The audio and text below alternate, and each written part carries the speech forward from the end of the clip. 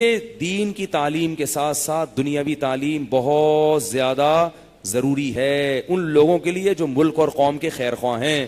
کسی بھی لحاظ سے جو آپ کو دینی یا دنیاوی تعلیم سے روک رہا ہے تو وہ آپ کا خیر خواہ نہیں ہو سکتا.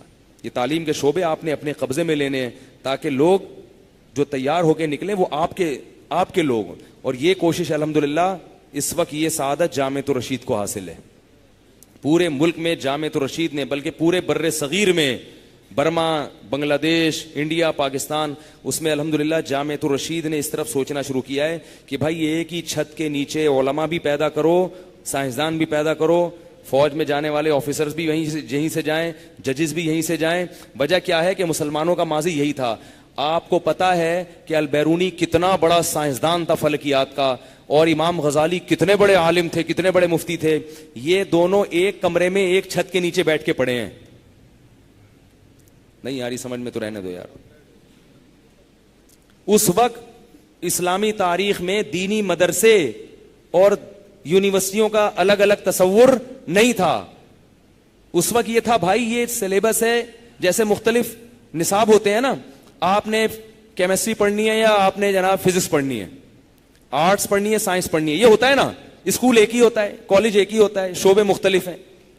پہلے ایسا نہیں ہوتا تھا کہ مولوی الگ بنے گا، اس کا بالکل الگ ماحول ہوگا، اور ڈاکٹر اور حکیم اس کا بالکل الگ ماحول ہوگا. ایسا نہیں ہوتا تھا.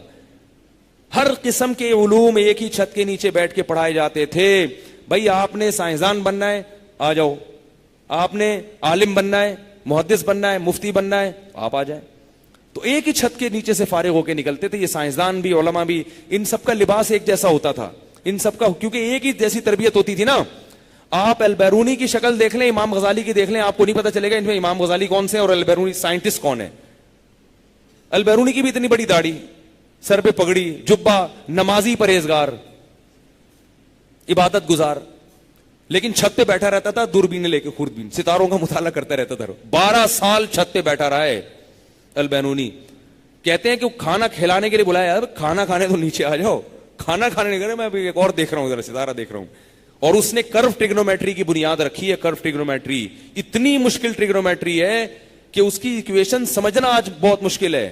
عام طلبہ جو ہے نا، جو ٹاپ بھی کیا وہ، آپ ہم لوگ نے پوچھا ان سے کہ یار ہمارے جو اساتذہ جو فلکیات جانتے ہیں، یار یہ ایکویشن بنی کیسے؟ کچھ پتہ نہیں ہوتا. کہ ہے یہ بنی کیسے یہ نہیں پتا. اتنی مشکل ہے کرو ٹریگنومیٹری.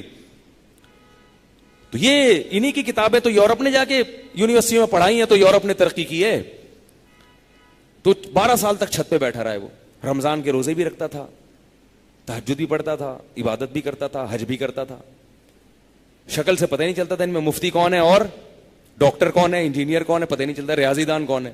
آج 2 بندے بیٹھے ہیں، پتہ چل جائے گا یہ مولوی صاحب ہیں، اور یہ پتہ نہیں مسلمان بھی ہے یا نہیں ہے جو ڈاکٹر صاحب ہیں. ڈاکٹر صاحب کا اسٹائل ہی الگ ہوگا، ٹائی ہوگی، کلین شیو ہوگی، سگریٹ پی رہے ہوں گے رمضان میں دن دہاڑے. ہاں تبلیغ میں وقت لگا لیا یا کسی کے پاس بیٹھ گئے تو احترام کر لیا رمضان کا، روزے رکھنا شروع کر دیے. بالکل 1-2 راہیں الگ الگ شروع ہو گئی. تو اس کو واپس لانا کس کی ذمہ داری ہے؟ تو یہ اللہ کا فضل ہے. جامعۃ الرشید نے الحمدللہ یہ کام شروع کیا ہے. اس لیے جامعۃ الرشید کے خلاف نہ بولا کرو. اس لیے نہیں کہ میرا ادارہ ہے، اس لیے کہ ہم ان کی تمام تر پالیسیوں سے متفق ہیں، اور وہ الحمدللہ وہ کام کر رہے ہیں جو کام آج سے 50 سال پہلے ہو جانا چاہیے تھا. لیکن چلو دیر آئے مگر درست آئے. اب ان کے مشن کو آگے بڑھانے کی بولو نا بھائی کوشش کرو. اللہ تعالیٰ